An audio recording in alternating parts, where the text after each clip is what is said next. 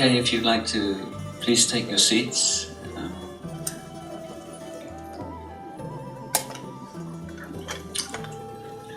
I'd like to invite anyone who has any questions or comments or would like to disagree. I really like it when people disagree or tell me I've got it all wrong. It doesn't happen very often in Thailand. People are too afraid to.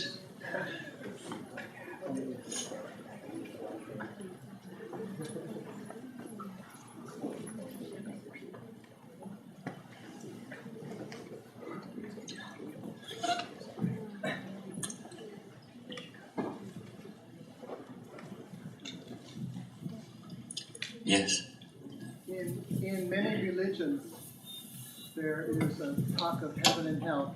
Yes. There is talk of the soul. In many religions, I think, there is beliefs of heaven and hell, a better place, worse place after someone's time on earth, so to speak. And as well as in Buddhism, there seems to be a continuity of a soul, if I'm getting it right. Please correct me if I'm wrong. But it seems overall that there is similarities in that through all religions. Would you say? Yes. First, it's an interesting topic, one which even in Buddhist communities is somewhat controversial, I say. Let's start with the question was, does Buddhism actually teach about heaven and hell? Because there was a modern Western influenced movement within the Buddhist tradition to say that it's all kind of symbolic language and really talking about mental states and heaven and hell are states of happiness and pain in the human heart, and that there are not actually realms of heaven and hell. So I would argue against that. And there is one key discourse in which the Buddha is walking in a forest with his students, and he picks up a handful of leaves. You may have heard of this. And he asks the students, which is more, the leaves in my hand or the leaves in the forest? And of course, I think students are probably happy to have such an easy question to answer. So they say, obviously, the leaves in the forest exceed the leaves in your hand. And the Buddha said, the leaves in the forest are like all the things that a Buddha knows. And the leaves in my hand are equivalent to all the things the Buddha teaches. So I don't teach you everything that I know, but I teach you what you need to know for this path of liberation. And so, where can we find this handful of leaves? Well, this is the recorded teachings in all the discourses. And what we can observe in those teachings is the Buddha does refer to other realms, heaven and hell realms, on many occasions. So we can conclude from that the Buddha, of all the things that the Buddha knew about, heaven and hell was one, other realms of existence. Not only did he know about these realms, but he felt of those things that he had knowledge, it was also important to share that with people on this path of education or path of liberation. Now, there is also a view sometimes held that some of the Buddha's teachings were concessions to the prevailing religious beliefs of people in India at that time, and that this would be one of them. And the counter-argument to that is that that view of the Buddha is somewhat demeaning. It's the idea that the Buddha would actually misrepresent the truth in order to gain converts or popularity for his religion, which is, we would say is not possible. The Buddha wouldn't do that. And also that there was no consensus in Indian society at that time on the existence of other realms of being. There were various materialist sects and various sects that denied anything except the present life. not dissimilar at all to modern materialist views. So having said that, there are a few more points that need to be made. One is that the major distinction between the Buddhist teachings on heaven realms and hell realms and their presentation in most of the theistic or monotheistic religious systems is that they're not considered to be permanent. They are impermanent. They are, by human standards, require people who enter one of these realms to live for a very long time by human standard. But nevertheless, when the karma responsible for them being born in such a realm expires, then they leave that realm and are reborn. Now, this does bear directly on the path to liberation, in that the Buddhist teaching is that aspiration for rebirth in a heaven realm is reasonable, rational, legitimate aspiration, but that it's still a flawed aspiration, an imperfect aspiration, because heaven realms are not permanent, and that sooner or later you'd have to leave it. So in the big picture of things, over millions and millions of lifetimes, it's like going on holiday in a 5-star resort for a while. That's at the end of that you've still got all this work you have to get done. So it's not ultimately the wisest goal. Now the other really important question is, if Buddhism teaches anatta or not self, then how can it square that with the teaching of rebirth? And surely there must be a soul for the soul to be reborn in another realm. So the response to that is, well, before you can answer that question, you have to be looking at what you can experience and prove for yourself is your life right now. So can you find a soul in your body and mind right now? What do you mean when you say a soul anyway? So you have these very detailed analysis in Buddhist tradition. You say, okay, is the soul the same thing as your body? Or is it separate from your body? Or is there some connection between the soul and your body? If your soul is your body, if you say you lost your arm in an accident, is the soul affected by that? Or if you, or say a bit more profoundly, if you had a heart transplant, does that affect your soul? Or how does your soul relate to feelings? Happy feeling, unhappy feeling. Is it one and the same thing? Does the soul possess these feelings? Does the soul identify with these feelings? Is the soul conditioned by these feelings? What about perception? What about thought? What about emotion? What about sense consciousness? So this is the Buddhist analysis of life as you can know it and can experience it right now. And what the Buddha is saying is, you can't find it, can you? Now, where is it? So the idea is we create this idea of self and project it, or assume that it's there or it's standing behind experience. But when the mind has been purified by meditation, it's able to disprove that as a mistaken assumption. Okay, now if we take that as a working hypothesis, well then, what is reborn? And the Buddhist view is that, a phrase I used the other day, there are no nouns. Okay, so there's nothing which is an object acting upon objects or being acted upon objects. They're a stream. Life is a stream. The mind or the heart is a stream. And so this is the transformation of a stream. Now the one analogy that might clarify this way of looking at life is, if you can imagine two candles, and you light a candle, and you say, what is the candle flame? Is it a thing?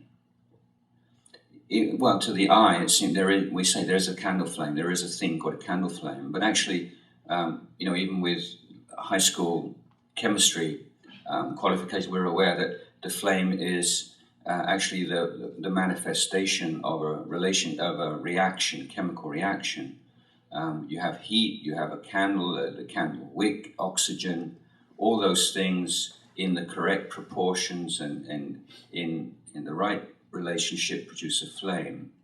And that flame will manifest as long as the candle is still there and there's still wick. Now let's say that as one candle burns out and you were, from that flickering flame, you were to light a second candle. Now it wouldn't be correct to say that this candle or this flame was reborn, or it's the same flame that was in the first candle is now in the second candle. But nevertheless, there has been a transmission. There is a continuity. There is a relationship. So this is an analogy to the understanding of what takes place in rebirth. There is a stream, and the vessel for that stream disappears, and a new vessel appropriate to this stream will appear in its stead.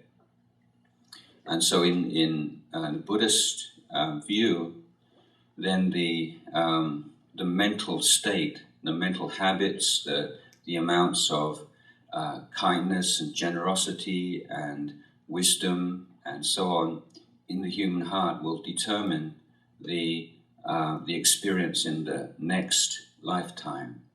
So if a mind is very harsh and cruel and selfish and so on, then it will seek to be reborn, if to use that conventional language, in a vessel which allows those energies to manifest. If the mind is kind and bright and clear and calm and gentle, then it will seek a vessel which will express those virtues. So another way of saying that there is rebirth in lower realms or higher realms, heavens or hell, depending upon the prevailing states of mind, which is a function also of action, of karma, in other words, and the inner education or lack of inner education of the being.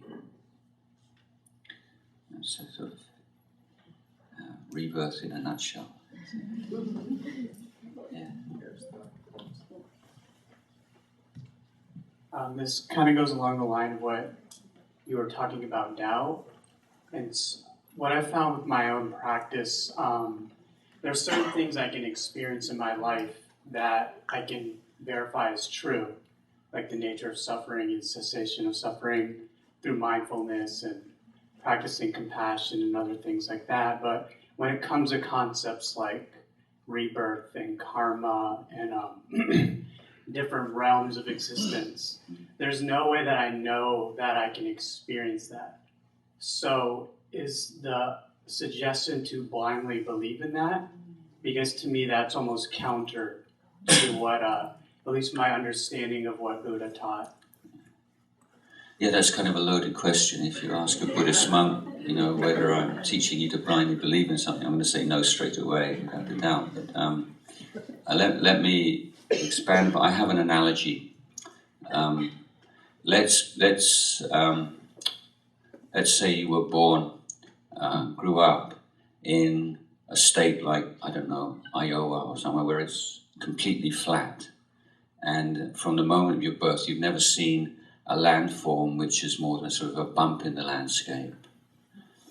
And then, I don't know, like the Wizard of Oz, you're blown away and you find yourself in a strange land. But some kind person gives you a map, big map, and a little X saying, you are here. And so you open the map and you start walking along, and you're not really sure, who was this guy? Is this a reliable map or not? So you look to the left and you look to your right, and you look on your map and see whether the things that you can see are accurately represented on this map. So you're walking along for a few hours, and every single feature that you can see right here and now is accurately represented on the map. So after a certain period of time, you're going to conclude this is a really good map. At least I've got a good map. Now let's say you feel like a rest, you sit down on a rock, you open up the map, and then you look ahead. And you see way over here, there are things called mountains. What's a mountain? No idea. And then it says this mountain is like 5,000 meters. The peak is 5,000 meters above sea level. And everything in you cries out, that's impossible. I know you've only ever seen like a bump in the landscape 100 feet high. Your logic tells you, come on, that's just unbelievable. You can't visualize it. What would it be like? A mountain. Your imagination can't reach that because you don't have anything to compare it to. So you think, no. But then something else inside you says, is it likely that all those parts of the map which I have verified have all been absolutely accurate, and yet this part of the map in this corner is completely inaccurate, given that it's one map, but it seems to have been written by one person. So you have this kind of debate, in your mind, and logic comes up here also, and you say, well, it seems to me it's the same map, same person who wrote the map, and that just because I've never experienced, I've never seen a map in my hometown doesn't mean, a mountain in my hometown surely doesn't mean that there aren't any in the world. I don't have any grounds to assert that. So the attitude of the Buddhist is not blind faith, but it's taking things on as a working hypothesis. You say, I know that I haven't proved this for myself, and I recognize that, but at the same time, I'm going to take this on as a working hypothesis and see where it leads me. But I'm not going to close my eyes to counter evidence that runs against that. I'm not going to just go for it. I'm going to keep my eyes open. But the guy who wrote this map, from what I've seen, he's a really good map maker. So with the Buddhist teachings, as you say, there are certain things that can verify from day one, and the number of things that you can verify increase over the course of time, and after a while you just have this great confidence in the Buddha as a teacher, and that the Buddha is someone who truly knew what he was talking about. So if the Buddha talks about other realms of being and heaven and hell and all things, first thing is, I don't know. And that's, as a Buddhist, it's completely all right to say you don't know. There's no shame in that at all. It's one of the areas, Buddhist teachings, that I have no direct knowledge of. So someone asks you, oh, you're a Buddhist, do you believe in reincarnation? Oh, you're a Buddhist, do you believe in this and that? So I'm a Buddhist, I care for the truth. I don't say I know things that I only believe. I have a belief, a reasoned, rational belief in this, but I acknowledge that I don't actually know. But I'm taking this teaching on as a working hypothesis because the Buddha suggested that it would be helpful in my practice to do so.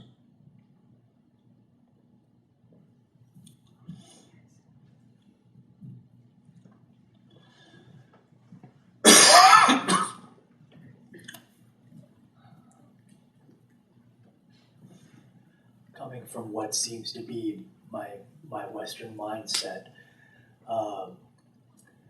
always trying to find empirical, objective truth. Many of us Westerners are very new to this idea of Buddhist thought, and we have the privilege, or perhaps the difficulty, of dealing with many schools of Buddhism that are coming here into our culture. Some claim a sense of mutual exclusivity on their corner of truth on the market. So maybe you have some words or suggestions or ideas about how we deal with things, as opposed to, let's say, a Theravada experience, the influence of Mahayana Buddhism, some schools that rely heavily on certain scriptures or sutras, other schools that deny them, how we're attracted to one school or the other, and then even within that, let's say like in a Theravada tradition, as a layman, as a householder who's married with a child, is there any hope for me to experience liberation, or is that only reserved for monastics? Thank you. As you say, sometimes it feels like a blessing and sometimes like a curse to have this spiritual cornucopia stroke supermarket all around, especially in California. One thing that came to my mind immediately when you were asking the question was that I've often seen scholastics from different traditions arguing, but my own experience meeting with monks of other Buddhist traditions, Mahayana, Vajrayana, and so on, is that if we're all meditators, we all get on like brothers and sisters. So it's in the realm of thought and theory that, as my direct experience as a monastic, that's really what determines whether we get on or don't get on. In a sense, it's a matter of personality and inclination. I mean, my own journey was one in which I was 18 years old and I was in MacLeod Ganj, the Dalai Lama. It happened I contracted hepatitis, so I wasn't a very diligent student. But I had great faith and inspiration in teachings. But I personally, I don't know whether it's some kind of medical condition, but I have almost zero capacity for visualization. I don't have any pictures or colors in my mind. And to embark on a monastic tradition, which in so many of the meditations are based upon that kind of visualizing, it didn't seem that was really going to work for me. And I liked the down-to-earth, practical approach of Theravada Buddhism. So that suited me in that sense.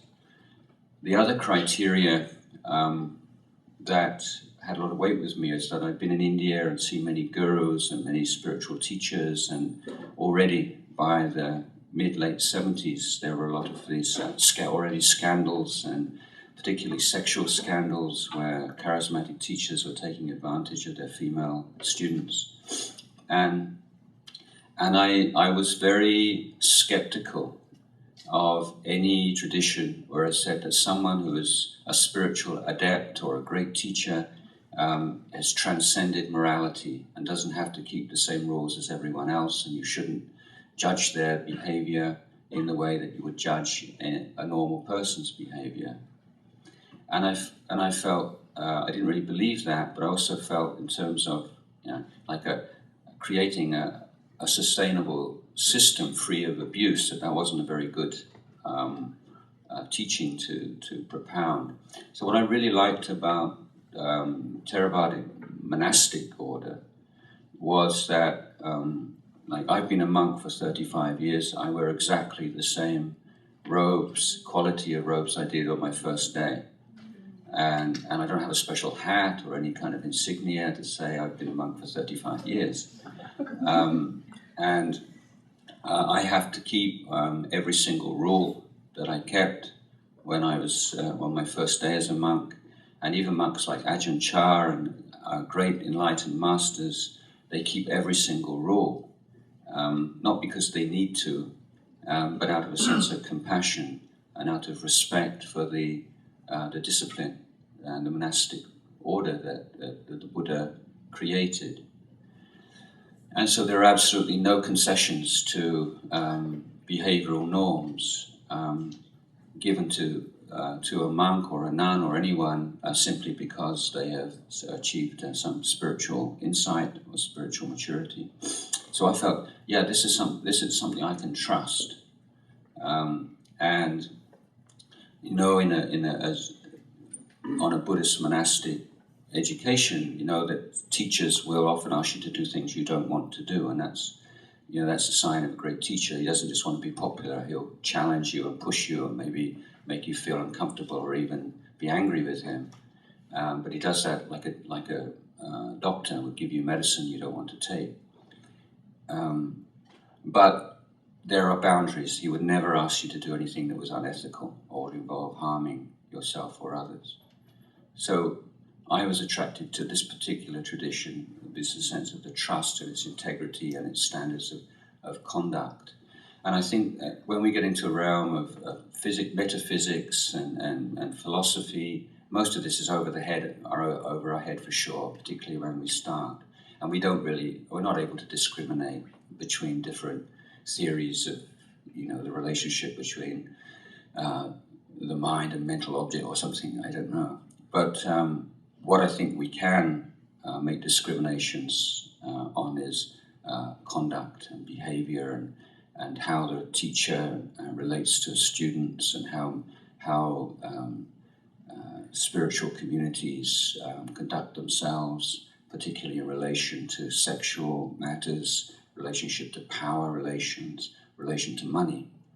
So coming down to that level, how do these things function, all these really powerful emotional areas, how are they dealt with by both the teacher and the community of his students? And I think that if you have a community which has very good moral and ethical standards, then and it attracts you and you feel there's something really that, give it a try. But you can't know beforehand. But as I mentioned earlier on, give different things a try, and then generally you think, yeah, this really feels good enough. If you're not looking for the best, absolute best, yeah, this is good enough. I can grow in this, and there's something here that can really, I feel something very, very good happening within me. In the Theravada tradition, the Buddha speaks of 4 levels of enlightenment. Stream entry is the first, and arahantship is the 4th and final level. It's very difficult, to be frank, for a householder to realize the highest level of enlightenment, but it's also extremely difficult for monks as well, so it's not sort of an unfair system. But many householders, both male and female, over the past 2,600 years, right up to the present day, have been able to realize stream entry as leading a normal life in the world, raising a family, and it's not an insuperable obstacle. And I think that in many ways we could say that in the present age householders have many advantages over householders in the past, in the extent that for all of its faults, modern capitalist society gives us choices, lifestyle choices, that people in the past never had. And that, for instance,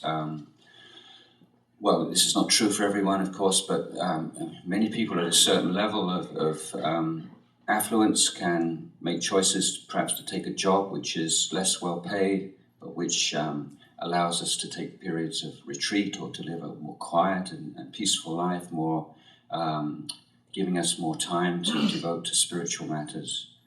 And if money and status and fame and all these things are not the major considerations in life, these days we have access to teachings which I think any previous generation would be very jealous. You can get in your car and choose between a list of enlightened masters. Who do you want to listen to this morning? And if you don't like him, you can take him out and put someone else in. There are audio, visual, all kinds of resources available, and householders have access to the best teachings, the most on almost every topic that few monastics would have had in the past. So, at the same time as we're threatened by global warming and there's economic downturns and collapses and so on and so forth, and all the pressures of technology and so on. But at the same time, I think householders do have an opportunity to grow and develop in the Dhamma, which is unprecedented.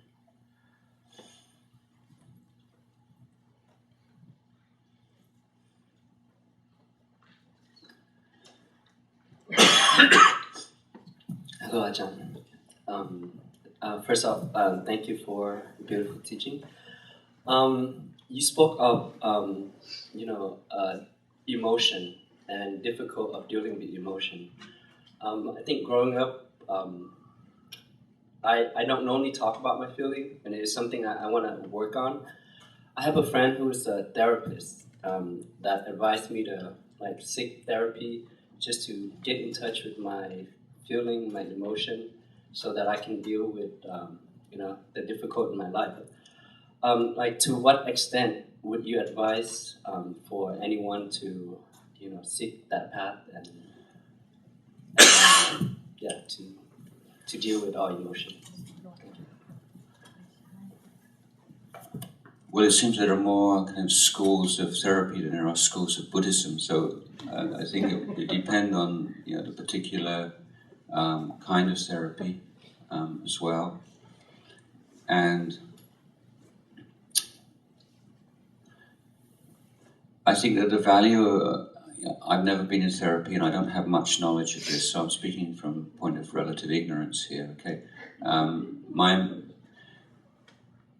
seems to me that the value of a therapist is someone who you feel is a good friend and someone who has your best interests in heart, but is someone who is outside of your family and your group of friends, and is someone who has that bit of distance, and someone who's very skilled in understanding how we express ourselves and how we hold things in, and can give us some reflection and some advice for us to be able to see ourselves more clearly.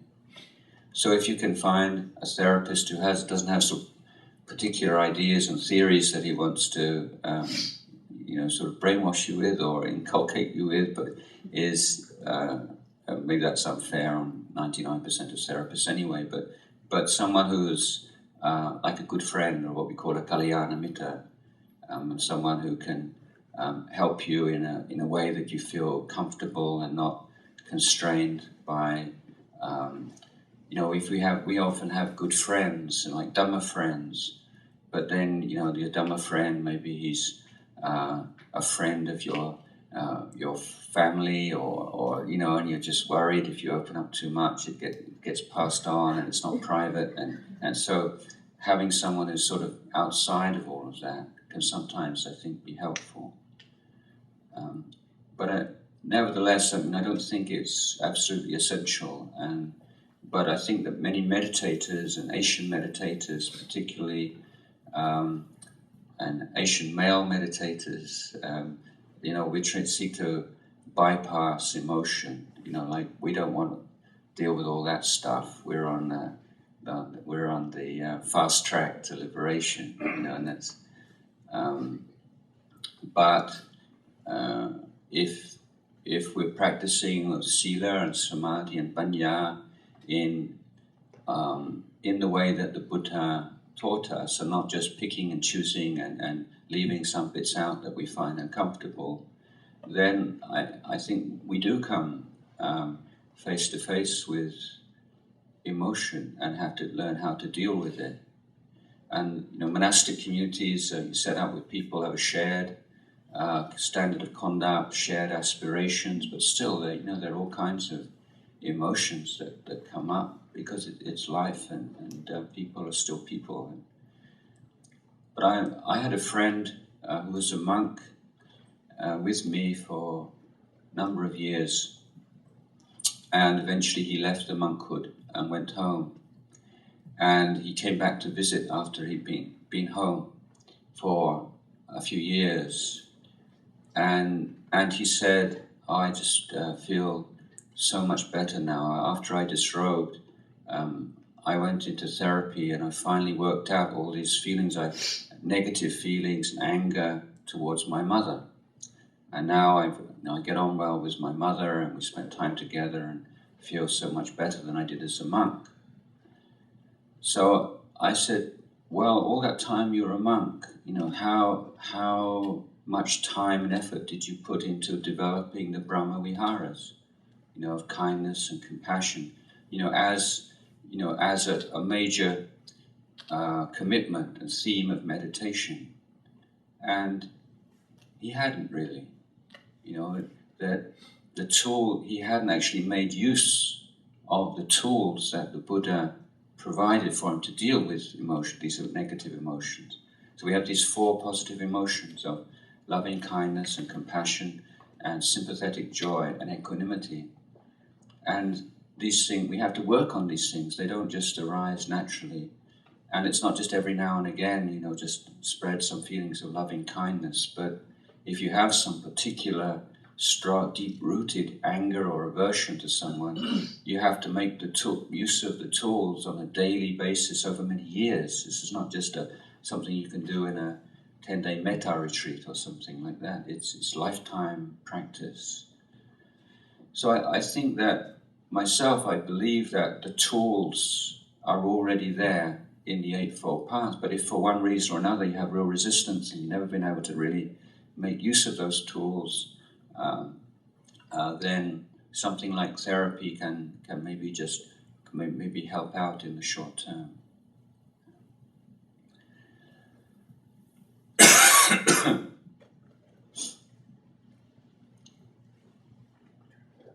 Sorry, someone at the back.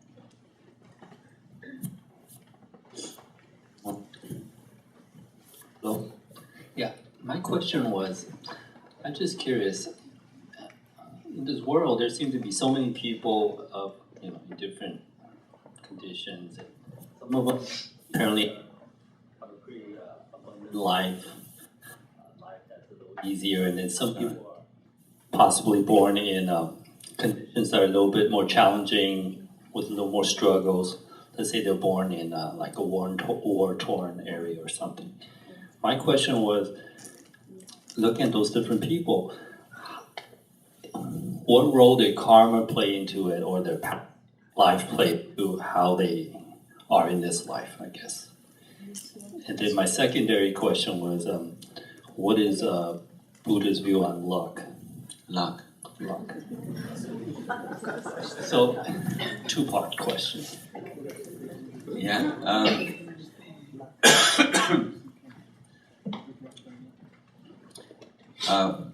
First of all, the Buddha rejected the view that everything that happens to us in life is because of old karma.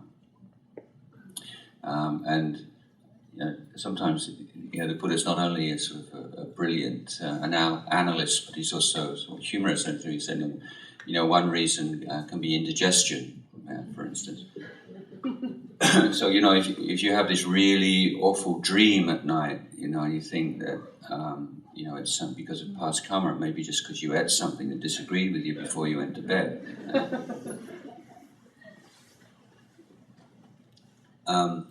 But we have the idea of old karma and new karma. Okay, so where you're born, in what realm you're born, kind of country you're born, culture you're born, that's conditioned by past karma from previous lives. So keeping the 5 precepts is the major factor determining rebirth as a human being, for instance. So you've been a very virtuous person in your past lives, otherwise you wouldn't be sitting here today. But the past karma that you have, it's like the raw material you have to work with. So what's really important is what you do with it. So we know people born into very wealthy families, huge inheritance, and they just spend it all on extravagant pleasures and fritter it all away, nothing for the next generation.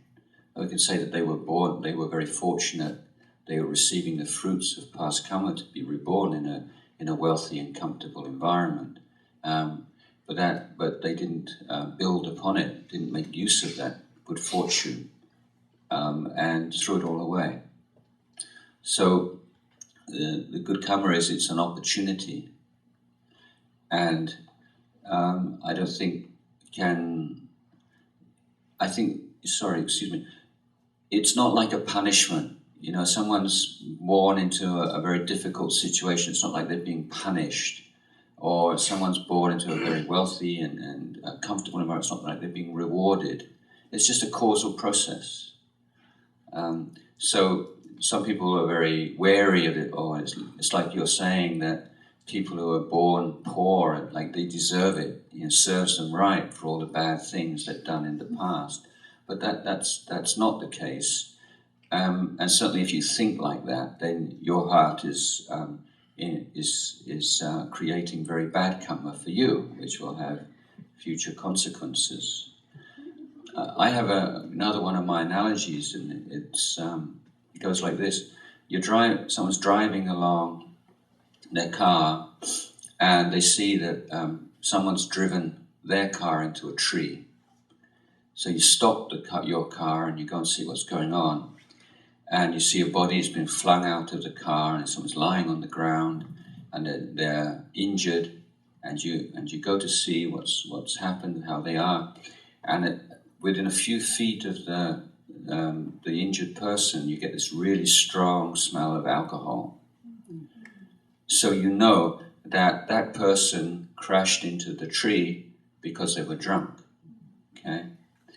So would you or would anybody say serve them right and get back in your car? And, they know that you shouldn't drink and drive. This is their punishment. I don't think anybody would do that, would they? You'd still call 911 and get help for them. But the recognition that alcohol consumption is a major factor in accidents of every kind is good to know, because you can lay down rules and regulations and so on to minimize that as much as is possible. So just as the recognition that someone is born into an unfortunate circumstance, a war-torn country or whatever is the result of past karma, then that's just like seeing that someone's had an accident because they've been drinking alcohol. The question is, what can you do to help them? What's within your power to prevent this kind of thing happening again, or to minimizing it? So it's not that recognition of karma leads to indifference or to dismissing people and as it's their fault, or it's quite the opposite. We still, as Buddhists or as good human beings, should always try to reduce the amount of suffering we find in the world wherever and whenever we can. So the fact that people who are two people born in similar circumstances and don't always have the same outcomes in their life points to the fact that effort and the way you live your life plays a part, an important part. The being born into a wealthy background is good because it gives you the opportunity to do things like this, to spend your time in wholesome moral activities, to learn about life without having just constant worry and tension about where your next meal is coming from. This is one of the principles that we call Buddhist Economics.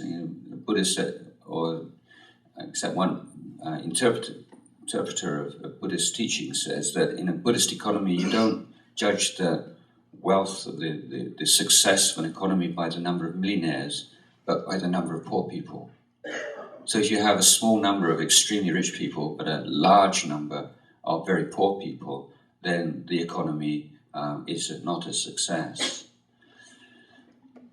So the Buddha said that for anyone to grow spiritually, you have a basic need, what we call the Four Requisites.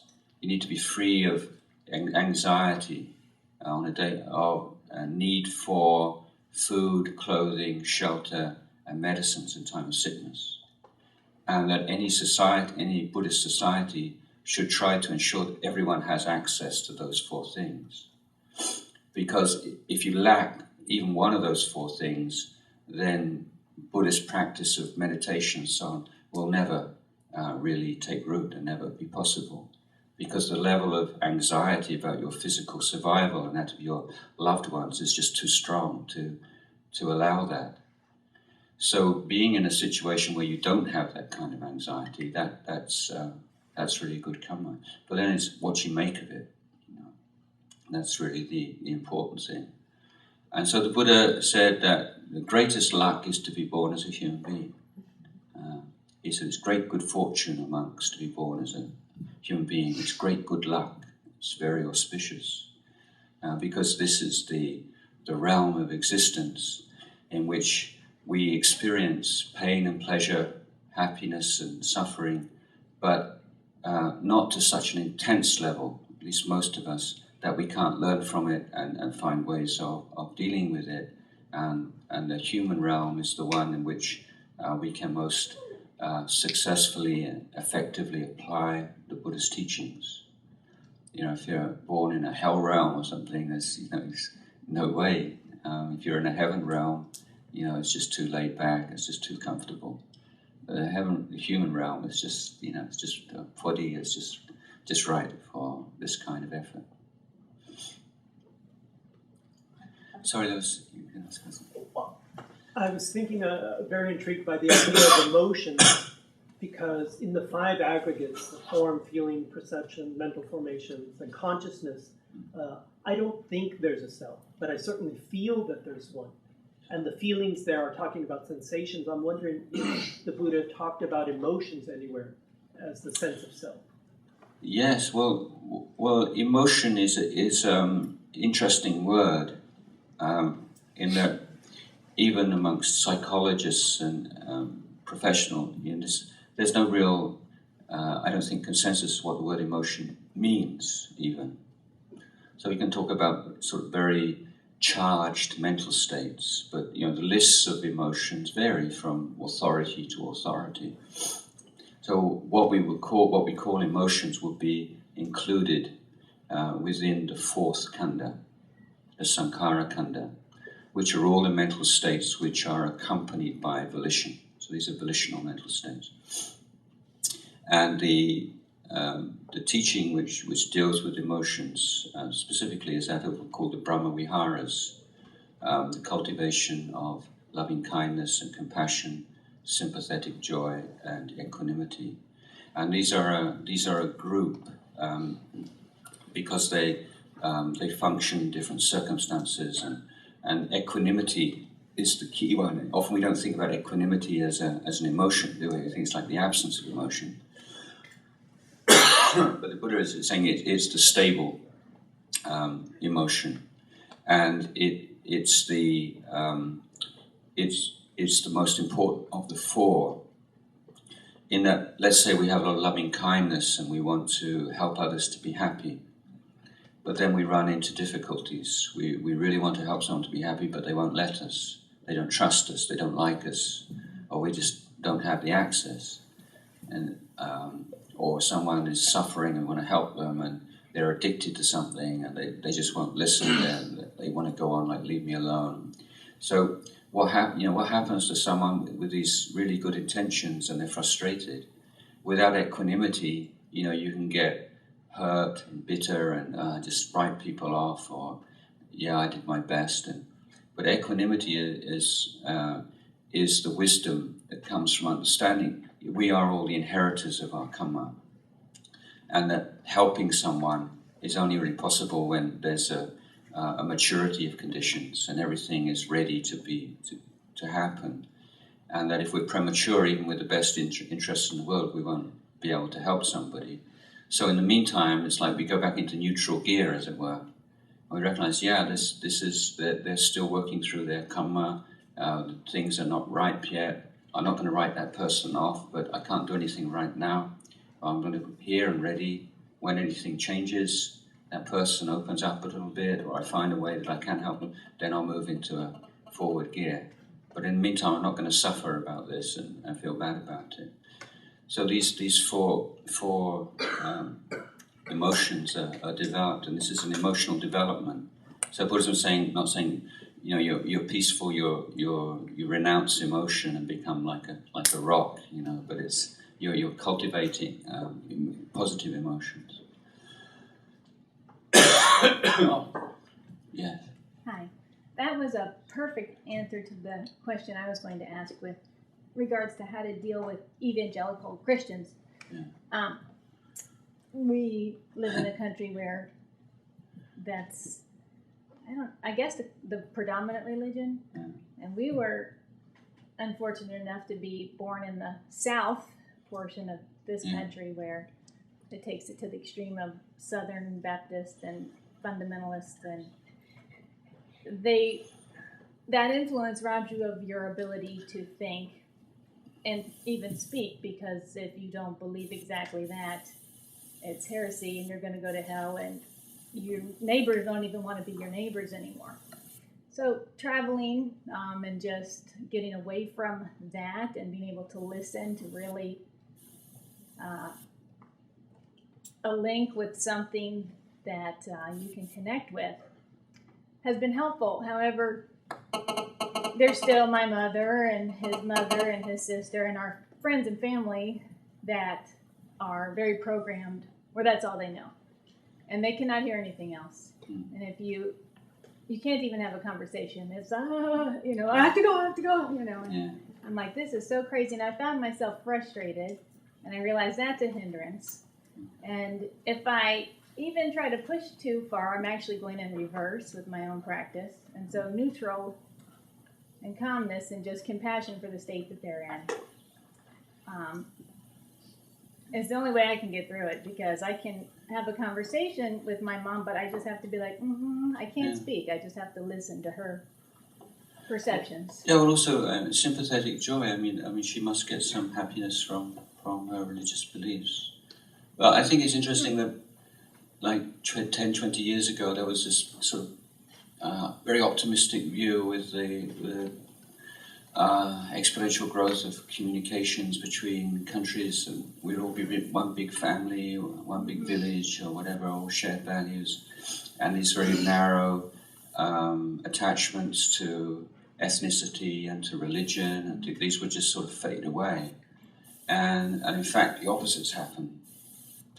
And I think the reason for that is that people live, when most human beings live in a world where everything is changing very rapidly, and they have no sense of control, people want something to hold on to. And the most available and satisfying is a belief. So, when you see a belief is a system is a need for people to deal with their suffering, produced by a sense of uncontrollable change all around them, then I don't think that's demeaning to recognize that and understand that people are also seeking to deal with their suffering. They've taken it's a different strategy. It's a different, and from a Buddhist point of view, it's not a very ultimately successful strategy, but it's coming from that same place. Life's tough. How do you deal with it? One couple of things to say about this. Firstly, the Buddha, when you're questioned by people, Buddha said there are four kinds of answers. And when people ask you a question, some questions you should just answer directly. So someone said, "Are we in the University of the West?" We say, "Yes." Okay. But then let's say someone was to say, "Is this a good university?" A wise person wouldn't say yes or no. They say, "Well, it depends. What are you talking about? Are you talking about the faculty, the buildings, the student body, or?" So you have to take the question apart and deal with different aspects of it which are not there in the original question. And the third way of answering a question is with a counter question, which often, if it's skillful enough, can allow people to see themselves and where they're coming from. But the fourth way to answer a question, and this is perhaps the right one here, is don't say anything at all, because whatever you say will just make it worse.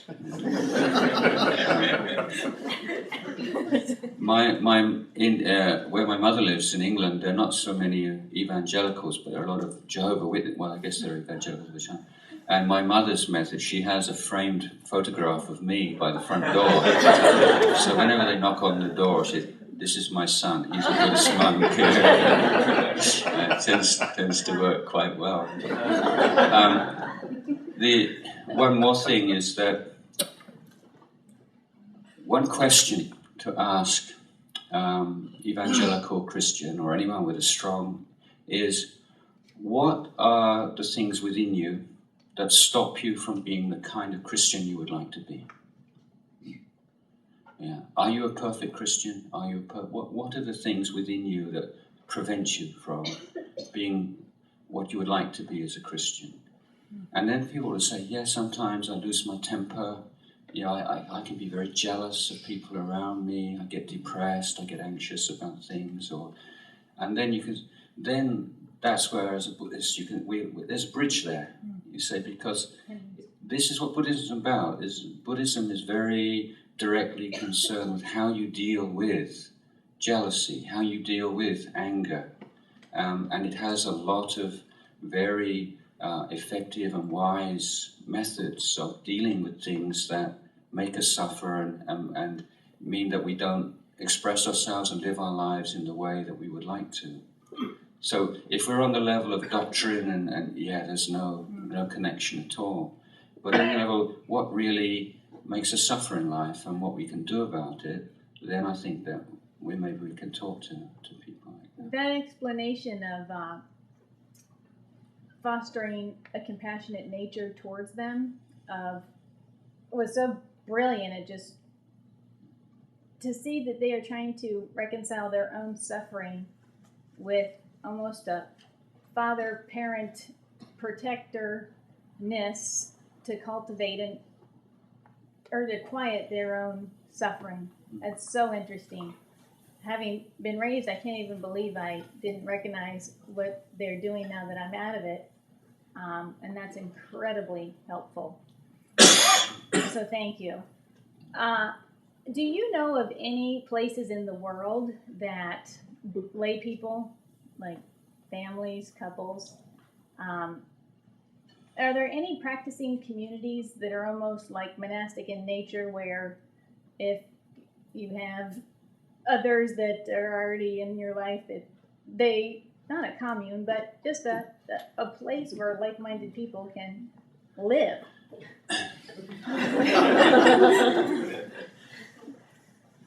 Well, the idea of monasteries in my tradition is that you provide that kind of focus for lay meditators, householders, and that living within driving distance or walking distance of a monastery, you can go there on a daily basis or weekends and meet like-minded people and offer service and listening to Dhamma and meditate. And now these places are starting to spring up, and the monasteries that I know of, particularly the one in Northern California near U.S.A. and one in Columbia River Gorge just outside Portland, which is where I've been visiting. And as they become more established, then Buddhists from other areas are trying to find properties nearby the monastery so they can live and work there and have the monastery as the sort of the focus of their spiritual life. So if you're ever up in like San Francisco or something, to drive up and just as an idea, to get some ideas for your own communities here and try to adapt something. If you've got friends and people, it's finding people, like-minded people, are interested in something like this. And that's a great idea, to go to a place where there is a temple and instruction, because what I do now currently is go to the YouTube channel for the Buddhist Society of Western Australia and listen weekly to Ajahn Brahm's talks. And I've often said, geez, we just need to go to Australia. We need to we can live near there. We could all go. Yeah, it's a matter of working with what you've got here as well. And this is the monastery in I find very inspiring. The monks have been there in it's about an hour east of Portland. It's strictly speaking, it's in Washington State, but all your access is from Oregon. 2 monks from our tradition who have been living in Northern California went there 2-3 years ago. There is a strong supportive group in Portland. Monks can only go somewhere they're invited. But the monks said, we don't want any lay attendants. We just want to go as 2 monks. This is a big thing in our tradition because we're not allowed to touch any food that hasn't been put into our hands. We can't store food overnight. We can't grow our own food. So Buddhist monks are pretty well helped. We can't use money. Okay. So for 2 months to say we're going to go off and live in a town where there are no Thai Buddhists, no Asian Buddhists, no support structure, just the two of us. That's quite a brave thing. And what they did was their lay supporters rented them a property on the top of a mountain. And every morning they walked 2,000 feet down into the town on arms round with their bowls, just like we do in Thailand. And then if any take whatever food was offered, and then walk 2,000 feet back up again. So it's like quite, and people were just so impressed by that. You know, there's no proselytizing, there's no anything. It's just people say, "Wow, that's really something." And now, 3 years down, you know, I was just there walking on arms round, and you know, you could stop off in somebody's house, go into the chiropractors, go into the local coffee shop, and everyone's like, "Good morning," and they're all waiting for you with some food, and people just really enjoy giving. And I don't think the 2-hour walk from the monastery, they've moved down a bit from the top of the mountain. It's still a long walk, it's a 2-hour walk, and there wasn't a single motorist who didn't put up their hand, and kids going to school, they see the monks, and they said, everybody's waving, and I said, wow, that's incredible, like Buddhist monks dressed like this, completely integrated into a community, not a cosmopolitan community by, you know, 98% white American culture, you know, so, and now, as I say, people are starting to move there and go there more often, so, and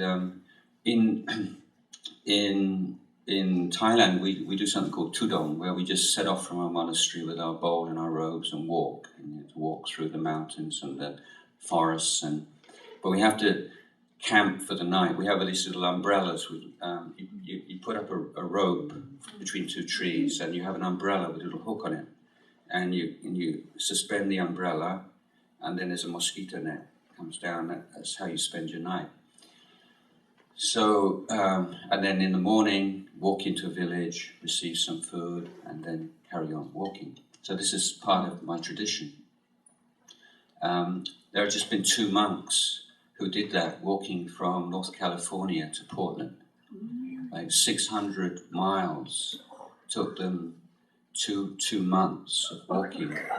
And there was only 2 days that they weren't offered enough food to feed themselves for their daily walking. So, you know, sometimes we can feel that society is very harsh and selfish, but there's just this incredible amount of goodness and kindness and generosity out there. You know, if you're creating forms in which that can be expressed. Thank you. You're welcome. So, maybe one more question and then... Oh, hello. Yes. I got 2 questions for you. First question that you talk about enlightenment level, they were like stream entry and arahantship. How do you know that what level are you on? And, my second question is about free will. These days, science can predict like how long you know, like if you get sick or cancer, they can tell how many more minutes you will die, you know, live, and based on that, do we have free will at all? Because it seems like they can tell, you know, that you can live for 10 more minutes, you know. And those are my 2 questions. Thank you. Each of those questions, you know, is about an hour. So I'll try to be very short. One of I would say one of the themes running through meditation communities of all spiritual traditions is overestimation of spiritual attainment. And when you developed very strong meditation, the negative mental states are suppressed to such a degree, and a sense of well-being and bliss and positive mental states is so strong and so constant that it's very common for meditators at that level to assume that they've reached one state of meditation. That's why it's in monastic traditions like mine, there are great enlightened teachers, and that's one of the ways they give to the monastic community. Someone who believes that they've attained something will go to one of these teachers and ask them. Often they will have psychic powers, but even not without psychic powers, they're able to tell by certain questions and certain procedures whether or not that's actually happened. So without going too much into that, I would say that it's difficult to know and that it's common for people to overestimate their attainment. My teacher, Ajahn Cha, had one of his key teachings is mai nae, which means like it's not sure. And so he said, this is your greatest teacher. So whenever, when you're happy, it's not sure. I mean, it could change in time. It's unpredictable. It's when you're unhappy, it's mai nae. And he said, this becomes really important. When you think you're a stream enterer, he said, never forget, mai nae. When you think you're a once returner, a non-returner, even if you think you're an arahant, always, he said, bow to the mai nae. So you don't have to, you don't have to have a brand or you don't have to decide on this. What you do need to know is the state of your mind and whether or not there is any defilement in the mind. One of the most inspiring Dhamma talks, printed Dhamma talks, was given by Ajahn Mahabua. Ajahn Jeff at Wat Nong Pa Pong, I think, was the one who translated this talk. And it referred in Ajahn Mahabua. It's one of the few of the great monks who was willing to talk about these things in more public situation. And he'd reached the third level of enlightenment. And yet he was determined to put it to the test. And so his mind was just this bright, constantly bright, this was a constantly bright state, let's say. And so he was where, if that is not the enlightened state, then it must be a conditioned state. And that then it must be subject to arising and passing away. So he managed to sustain attention on that bright state for hour after hour after hour after hour until there was just the slightest just little flicker. And then he knew that it wasn't the fully enlightened state. So that to give you some idea of the subtlety involved. The second question about free will, I'll give you a story from Ramana Maharshi. So not a Buddhist teacher, but one whose teaching is very similar. And he gave us an analogy of two friends living on a desert island, so completely separated from any kind of knowledge of the modern world. And a radio washes up from a shipwreck. And miraculously, in working order, they turn on the radio and there's the sound of a woman singing.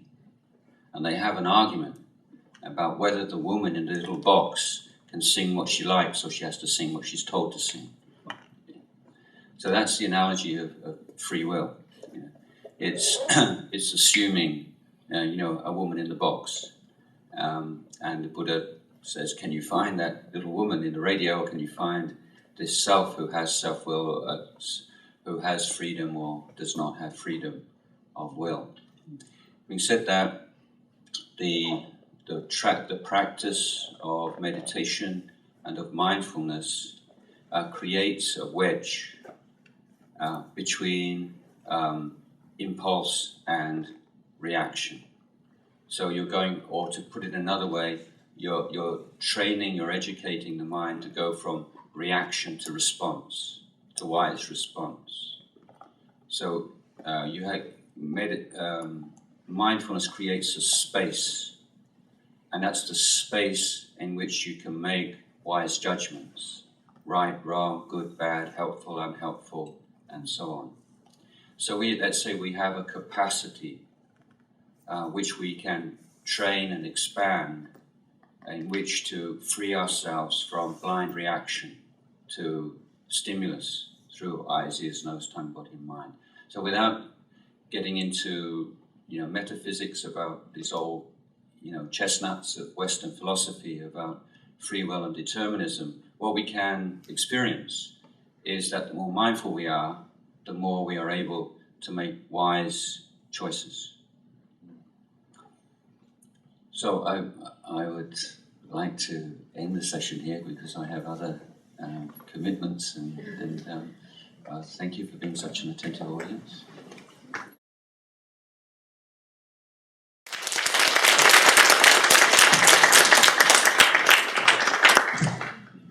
So I'd just like to offer a blessing that may the sun never set on the University of the West. And before I go, I want to tell you a story. I think you probably like stories. Thai people always ask me to tell stories. But this is a Japanese story. And there was an old lady, the grandmother, and she was a miserable, grumpy old lady.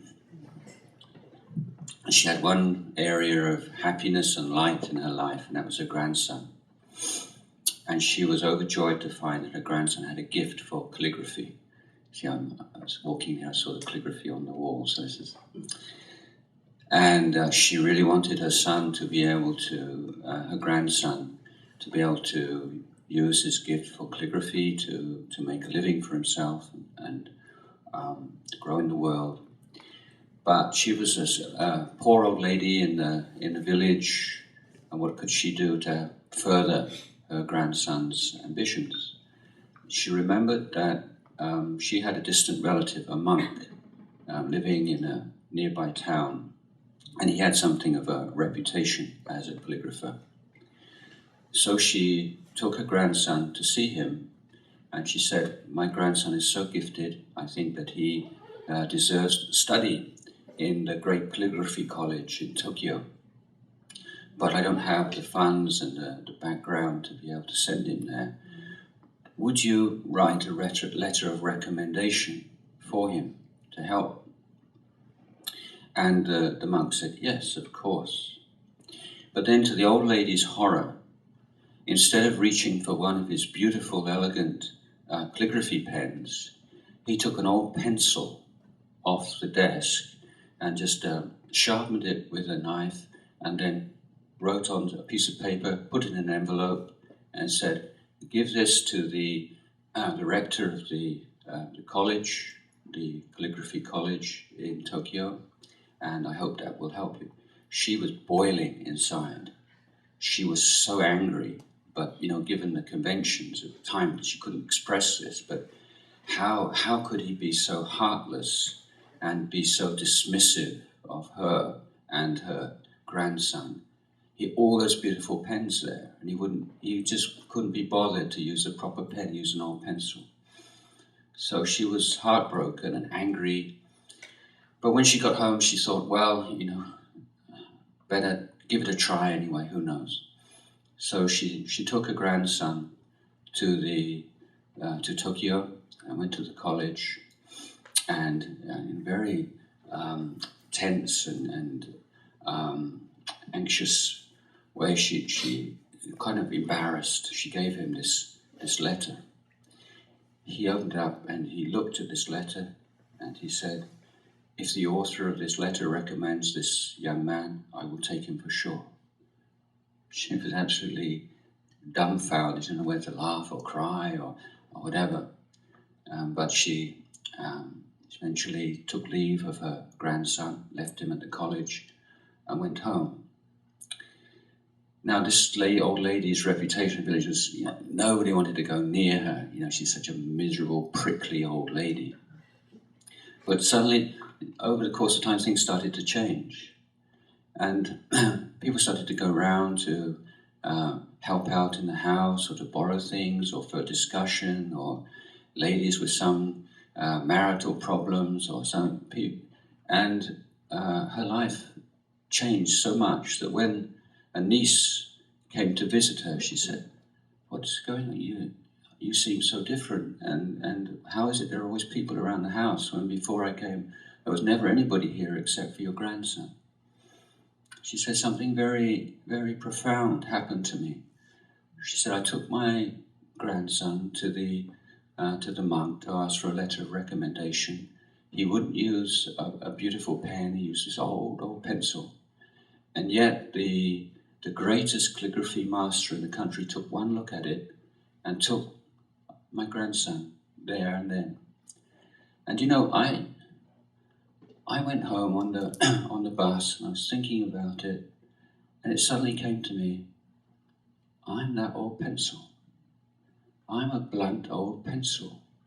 And I've just always thought I had nothing to offer anybody, just a miserable little old pencil. And that if I was to sharpen myself, just as that monk sharpened his pencil, maybe I could write something beautiful in what remains of my life. And that's what I tried to do. So thank you.